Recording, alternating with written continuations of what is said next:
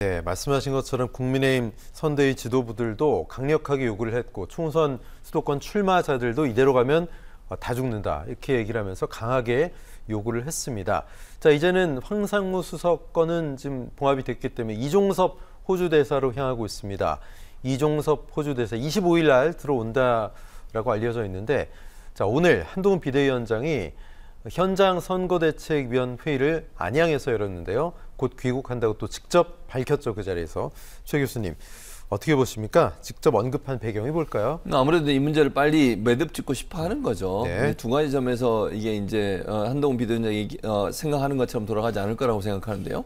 첫 번째, 자진 귀국이라는 표현은요. 자진 귀국이 무슨 의미냐? 회의하러 오는 거예요. 네. 지금 이종섭 장관이 해외 공관장 회의에 참석하기 위해서 들어오는 것이기 때문에 자진 귀국이라는 의미가 마치 이 사안 때문에, 예를 들면 최상병 관련된 여러 가지 문제 때문에 본인이 고소 고발 당했고 고발 당한 부분들을 수사받으러 온다는 목적이 아니고요. 온 김에 수사도 받을 수 있다 이런 얘기거든요.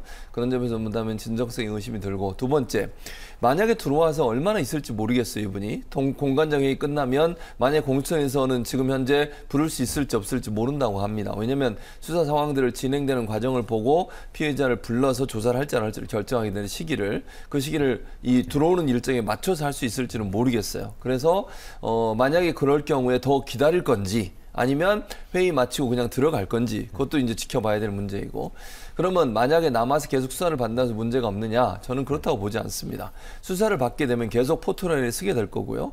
관련된 소식이 만약에 수사 내용이 나오게 되면 그게 또 여러 가지 영향을 미칠 겁니다. 그런 부분들이 결국은 이 문제가 점점 커지는 사안이지, 만약에 지금 호주에 있어서 들어왔다는 사실 하나만으로 이 사안이 마무리되거나 매듭 지을 수 있는 상황은 절대로 아니다. 한동훈 비대위원장은 이걸 어떤 형태로든 매듭을 지어보려고 하지만 실제 들어온다 하더라도 이 문제는 계속 더 커질 가능성이 있는 그런 사안이라고 생각합니다. 네, 국민의힘은 황상무 수석, 이종섭 호주 대사 이 논란에 이어서 국민의 미래, 비례대표 공천을 놓고도 파열음이 커지고 있습니다.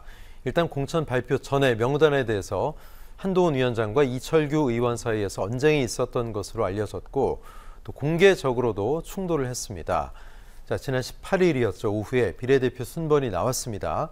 이철규 의원은 4시 45분쯤 비례대표 공천에 실망했다. 22일까지 바로잡길. 자, 어제는 7시 30분에 한동훈의 역할 입장을 대변한다고 하는 장동혁 사무총장은 공천 절차상의 문제가 없다. 약 12시쯤에는 직접 한동훈 위원장이 사천 얘기가 나오니까 이상한 프레임이다. 그러니까 또 이철규 의원 바로 누가 사천이라고 했나, 내가 용산 하수인인가 발끈하면서 충돌을 하고 있습니다. 자, 최 교수님 어떻게 보십니까? 비례대표 공천 둘러싼 두 분의 대립, 또 하나의 지금 이종욱 평론가 말씀하신 것처럼 약속 대련이라고 보십니까? 아니면 진짜 갈등이 불거지는 거라고 보세요? 이건 갈등이 불거진 거라고 생각해요. 비례대표 문제는. 왜냐하면 이런 얘기가 있어요. 사천 얘기를 하면서 한동훈 비대위원장이 뭐라고 얘기했냐면, 누군가는 지칭은 안 했지만 본인이 원하는 사람이 비례 명단에 들어왔지 않았다고 해서 사천으로 얘기하는 건 문제가 있다 이렇게 얘기했거든요. 네네. 그 말은 이철규 이제 그렇게 들리잖아요. 이철규 의원을 찍어서 얘기한 것처럼 들려요. 왜냐하면 이 문제를 처음 거론한 사람이 이철규 의원이었고, 당직자 두 분 정도를 밀었다고 하죠, 소위. 네, 그러니까요. 그런 문제 때문에 그러면 명단의 순번의 문제도 있지만 순번뿐만 아니라 플러스해서 누군가 집어넣으려고 했는데 그게 안 받아들여졌다는 얘기로 들리잖아요, 지금. 네네. 그러니까 결국 이거는 이철규 의원이 개인적 의견을 얘기했다고 보기 어렵다고 저는 봐요. 그것도 공개적으로 한동훈 비대위원장을 저격하면서 아니면 공격하면서 이런 얘기를 했다는 것은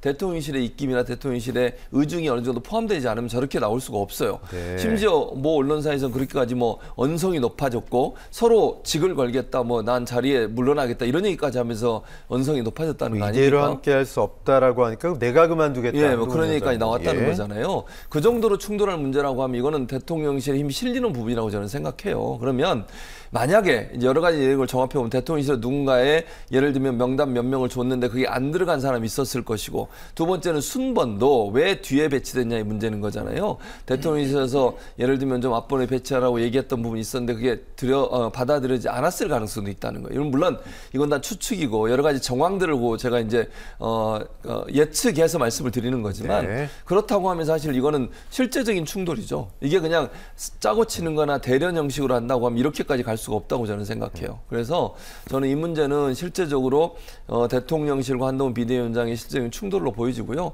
오늘 이제 회의를 하는데 공관위에서 어떤 결과가 나올지, 물론 한 명이 사퇴를 했으니까 누군가에 거기에 집어넣어야 되는 상황이 되는 거고요. 그리고 순번도 한 명이 빠졌기 때문에 조정이 가능하다고 저는 봅니다. 이런 점에서 본다고 하면 이 문제에 대해서는 실제적인 충돌이 일어나고 있다, 이렇게 보는 게 맞을 것 같습니다. 네.